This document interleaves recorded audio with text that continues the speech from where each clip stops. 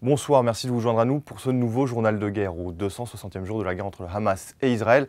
Voici les principaux faits qu'il fallait retenir de la journée à 19h30, heure de Beyrouth.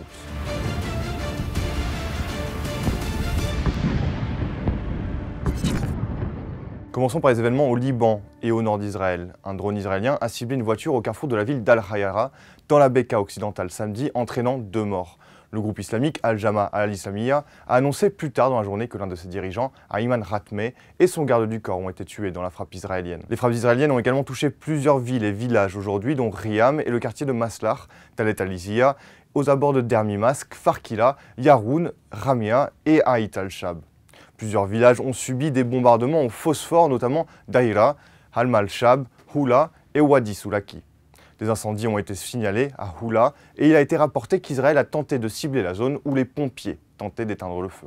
Pour sa part, le Hezbollah a annoncé qu'il avait ciblé un bâtiment utilisé par des soldats israéliens dans la colonie de Manara. Dans la bande de Gaza, l'armée israélienne est une nouvelle fois pointée du doigt après un bombardement hier soir aux abords d'un bureau du Comité international de la Croix-Rouge qui a fait 22 morts. Le chef de la diplomatie européenne, Josep Borrell, a demandé à ce qu'une enquête soit réalisée pour faire la lumière sur cet événement.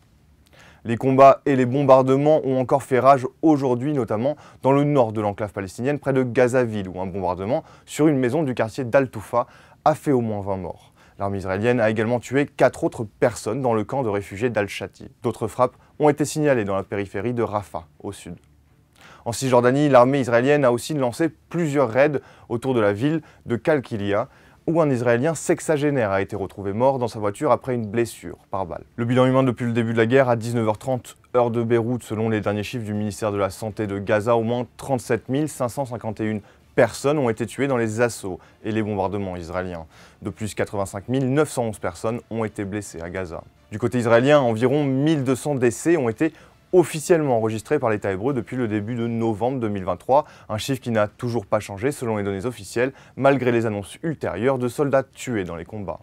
Cependant, l'armée israélienne a annoncé au moins 300 soldats tués depuis l'invasion terrestre à Gaza. À l'international, les explosions ont été signalées vendredi près d'un navire à l'est de la ville portuaire yéménite d'Aden, a rapporté l'agence britannique de sécurité maritime UKMTO. L'équipage du navire est sain et sauf selon l'organisation. Dans la procédure judiciaire qui oppose l'Afrique du Sud à Israël, Cuba a décidé de se joindre aux pays africains. La Colombie, le Mexique et le Chili avaient déjà rejoint cette affaire. L'Irlande a évoqué son intention de le faire également.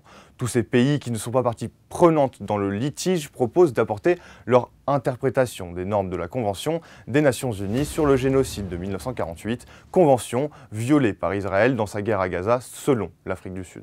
C'est tout pour le récapitulatif d'aujourd'hui. Rendez-vous demain pour un nouveau tour d'horizon de la situation. D'ici là, restez connectés sur notre site www.icibeyrouth.com ou dans la section guerre Israël-Hamas et surtout nos réseaux sociaux.